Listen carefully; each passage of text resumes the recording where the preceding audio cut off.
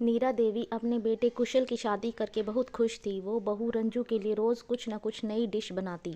प्रमोद, अरे भाई आज खाने में क्या बना है? नीरा, आज मैंने केले के कोफ्ते बनाए हैं, बहू को पसंद आएंगे। प्रमोद, क्यों नहीं पसंद आएंगे, तुम खाना इतना अच्छा जो बनाती हो। रंजू, लगता है मम्मी जी को खाना बनाने का बहुत शौक है। नीरा, खाना बनाने का शौक है और तीनों समय ताज़ा खाने का भी शौक है। नीरा कभी बासी खाना नहीं खाती। ससुर जी की बात सुनकर रंजू परेशान हो जाती है। रंजू, क्या मम्मी जी को बासी खाना नहीं खाती? प्रमोद, अरे बहू, तू क्यों इतना परेशान हो रही है? रंजू, कुछ नहीं, मैं तो बस यूं ही पूछ रही थी। प्रमोद, तुझे अपनी सासू माँ के लिए हर वक्त ताज़ा खाना बनाना होगा। नीरा, अपनी आप मेरी बहू को ऐसा क्यों कह रही हो? वो तो खुद मेरे लिए ताज़ा खाना बनाएगी। क्यों बनाएगी ना बहू? रंजू, हाँ मम्मी जी, बनाऊंगी ना ताज़ा खाना। रंजू सोच सोच कर परेशान हो जाती है कि उसे रोज़ तीनों वक्त का खाना ताज़ा बनाना पड़ेगा, क्योंकि उसकी सास तो बासी खाना खाती नहीं है। एक दिन कुशल, अरे रंजू, माँ अकेले ही रसोई में लगी रहती है, तुम माँ की मदद कर दिया करो। रंजू, हाँ क्यों नहीं। रंजू अब खाना बनाने में सास नीना की मदद करने लगती है। धीरे धीरे रसोई का सारा काम रंजू के जिम्मे आ जाता है और तीनों वक्त का खाना रंजू को बनाना पड़ता है।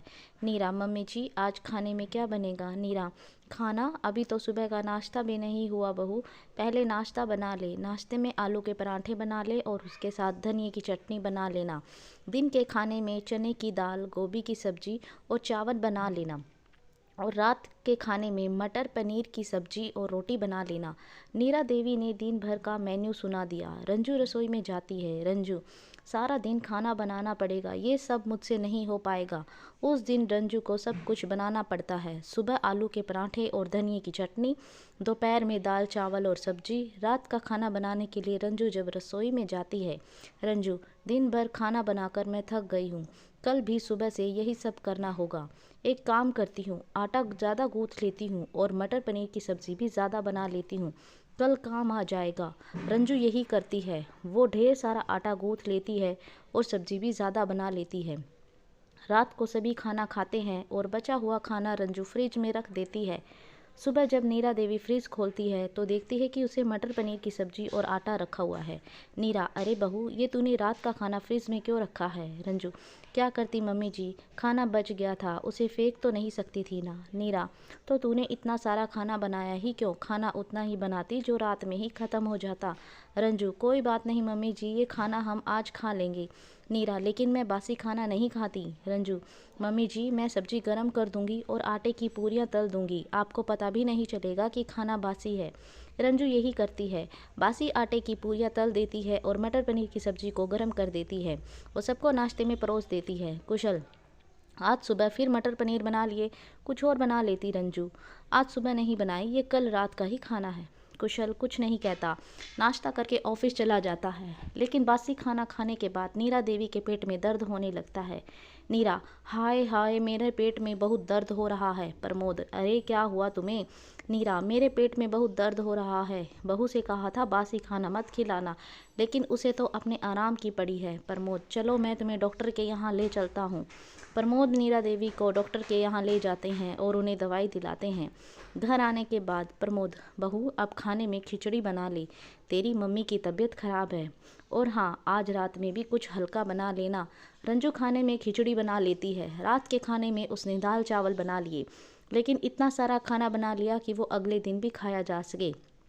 दूसरे दिन, नीरा, अरे बहू ये फ्रिज में दाल चावल तूने कब रखे? रंजू, मम्मी जी ये कल रात बनाई थी। नीरा, फिर से बासी खाना? रंजू, मम्मी जी मैं दाल में तड़का लगा दूंगी और चावल को आलू प्याज डालकर फ्राई कर लूँगी, खाना एकदम ताज़ा लगेगा और सब्जी बनाने की ज़रूरत भी नहीं पड़ेगी। नीरा, बहू तू समझती क्यों नहीं, बासी खाना खाने से मेरी तबीयत खराब हुई थी। रंजू, ठीक है मम्मी जी, मैं आपके लिए अभी खिचड़ी बना देती हूँ। रंजू नीरा देवी के लिए फिर से खिचड़ी बना देती है और रात के बासी खाने को फिर से ताज़ा करके सबको खिला देती है। ऐसे दिन गुजर रहे थे। रंजू खुद भी बासी खाना खाती और घर वालों को भी खिलाती। अब तो उसने होटलों से भी खाना मंगवाना शुरू कर दिया था। एक बार की बात है, रंजू ने बाहर से चाउमीन मंगवाई। नीरा, ये इतने बड़े डब्बे में क्या है? रंजू, मम्मी जी इसमें चाउमीन है। नीरा, लेकिन घर में तो कोई चाउमीन नहीं खाता, तो तूने इतना सारा क्यों मंगा लिया? रंजू, मम्मी जी आज रात मैंने आप लोगों के लिए आलू मटर की सब्जी और रोटी बनाई है और मैं चाउमीन खाऊंगी। रंजू ने रात में सबको सब्जी रोटी खिलाई और खुद चाउमीन खाई, लेकिन चाउमीन काफ़ी ज़्यादा थी इसलिए बच गई। बची हुई चाउमीन उसने फ्रिज में रख दी। अगले दिन उसने उस चाउमीन को गर्म करके नाश्ते में खा लिया। नीरा, देख बहू, तू हमें घर का बासी खाना खिलाती थी तब तक तो ठीक था, लेकिन अब तू होटलों का बासी खाना खाएगी तो तेरी तबीयत बिगड़ जाएगी। रंजू, मम्मी जी आप बेकार में ही टेंशन लेती हैं, मुझे कुछ नहीं होगा। उस दिन कुशल के कुछ दोस्त रात के खाने के पर घर आने वाले थे। यह सुनते ही रंजू खुश हो जाती है। रंजू, आज तो इतना सारा खाना बना लूँगी कि अगले 4 दिनों तक खाना बनाने की जरूरत ही नहीं पड़ेगी। उस दिन रंजू खाने में काफ़ी वैरायटी बनाती है, लेकिन खाना ढेर सारा बना लेती है। कुशल के दोस्त खाने की बहुत तारीफ करते हैं। दोस्त, अरे वाह भाभी जी, आपने खीर तो बड़ी ही लाजवाब बनाई है और पालक पनीर की सब्जी, वाह वाह वाह, ऐसा लग रहा है जैसे रेस्टोरेंट में बैठकर ही खाना खा रहा हूँ। और ये कश्मीरी दम आलू, मज़ा आ गया। रंजू, थैंक यू भाई साहब। सभी मेहमान खाना खाकर चले जाते हैं, फिर घर के लोग खाना खाते हैं। रात का खाना हो जाने के बाद नीरा देवी जब रसोई में आती है तो देखती है पूरी रसोई खाने से भरी हुई है। मीरा, रंजू बहू क्या मोहल्ले वालों को भी खाना खिलाएगी? रंजू, नहीं मम्मी जी। नीरा, फिर इतना सारा खाना क्यों बनाया है? रंजू, मम्मी जी खाना बच गया, मुझे लगा था कुशल के सारे दोस्त आएंगे, लेकिन कम ही लोग आए। नीरा, बहाने मत बना, मुझे सब पता है। तूने हमें फिर से बासी खाना खिलाने के लिए इतना सारा खाना बनाया है। तू इतनी आलसी क्यों है? ये खाना हम कब तक खाते रहेंगे? रंजू, मम्मी जी अच्छा ही है ना, आपको स्वादिष्ट खाना खाने को मिलेगा। आपने देखा नहीं कुशल के दोस्त खाने की कितनी तारीफ कर रहे थे। नीरा, रंजू बहू ये बासी खाना अब तू ही खाना, मैं तो अपने लिए ताज़ा खाना बनाऊंगी। रंजू, घर में खाना रहते हुए आप दोबारा खाना बनाएंगी? जब तक ये खाना ख़त्म नहीं हो जाता दोबारा खाना बनाने का क्या मतलब? मीरा देवी गुस्से में अपने कमरे में चली जाती है और रंजू सारा खाना फ्रिज में रखने लगती है। रंजू, ओ आज कुछ ज़्यादा ही खाना बन गया, फ्रिज में भी नहीं आ रहा। उसे खाना कुछ फ्रिज से बाहर ही रखना पड़ता है। दूसरे दिन रंजू आराम से सोकर उठती है और सबको वही बासी खाना परोसने लगती है। नीरा, रंजू बहू, मैं और तेरे पापा ये खाना नहीं खाएंगे। मैंने हम दोनों के लिए ताज़ा खाना बना लिया है, ये खाना तू और कुशल खा लो। अब रात का बासी खाना सिर्फ रंजू और कुशल खाते हैं। मीरा देवी तीनों वक्त अपने और प्रमोद के लिए ताज़ा खाना बनाने लगी और रात का बासी खाना सिर्फ रंजू और कुशल को ही खाना पड़ रहा था। खाना इतना ज़्यादा था कि ख़त्म ही नहीं हो रहा था।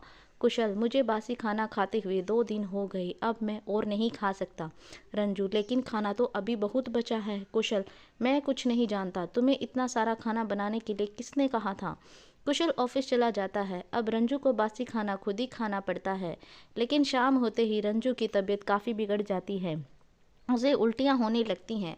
नीरा देवी कुशल को फ़ोन करके सब कुछ बताती है। कुशल ऑफिस से जल्दी घर आ जाता है और रंजू को डॉक्टर के पास लेकर जाता है। डॉक्टर रंजू का चेकअप करता है। डॉक्टर, इन्हें फूड पॉइजनिंग हो गई है, लगता है इन्होंने काफ़ी बासी खाना खाया है। मैं कुछ दवाइयाँ लिख रहा हूँ, 3 दिनों तक इन्हें हल्का खाना ही देना और ध्यान रहे बासी खाना बिल्कुल नहीं खाना है। कुशल रंजू को लेकर घर आता है और फ्रिज में रखा सारा बासी खाना फेंक देता है। उस दिन के बाद से रंजू की बासी खाना खाने की आदत छूट जाती है। अब वो रोज़ तीनों वक्त ताज़ा खाना बनाने लगते हैं। आपको ये कहानी कैसी लगी कमेंट करके हमें ज़रूर बताएं। Thank you so much.